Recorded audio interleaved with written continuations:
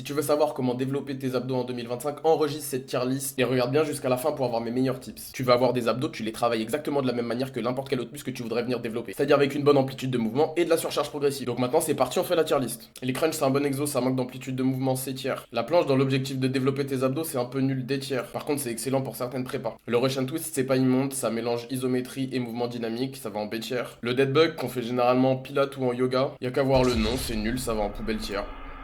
Les V-sit maintenant, on commence à arriver sur une forme de crunch qui est un peu plus performante, ça va en B tiers. Plus d'amplitude mais un peu plus technique donc difficile à réaliser. Le crunch décliné, un peu plus d'amplitude que sur les crunchs classiques. Et si tu rajoutes du poids, c'est pas mal aussi. Une autre alternative avec une des meilleures amplitudes de mouvement possibles sur Swiss Ball. Le problème c'est que c'est instable, donc A tiers et pas S tiers. La roulette à abdos A tiers, tu vois les autres le faire, tu penses que c'est éclaté, toi t'en fais deux, t'es au bout de ta vie. Mais si jamais t'arrives à prendre le truc, tu te sens comme un dieu grec, donc c'est génial. Les crunchs à la poulie haute, selon moi c'est la meilleure version, ça va en S tiers. T'as une amplitude de malade, la surcharge est facile et c'est ultra satisfaisant à réaliser. Mais l'exécution est difficile, c'est pour ça qu'en salle tu vois n'importe quoi. Les crunchs à la machine c'est exceptionnel aussi, ça rejoint le S tier.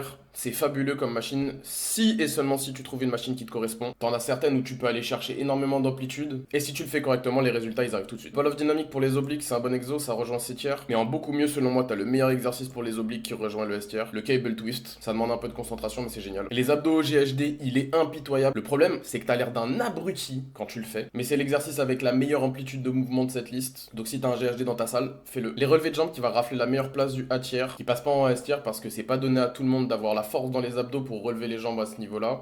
Et le grip nécessaire pour tenir toute la durée de l'exercice. C'est pour ça qu'en S tier, on va avoir le relevé de genou à la chaise romaine ou n'importe quel endroit où tu pourras avoir ton dos plaqué qui va te permettre une belle rotation de la colonne vertébrale et donc une excellente contraction. Et dans le même délire, on va avoir les gymnast tuck qui sont une variante d'un exercice de gymnastique qui rentre en S tier aussi. Et si tu veux d'autres conseils, non bullshit en muscu, abonne-toi.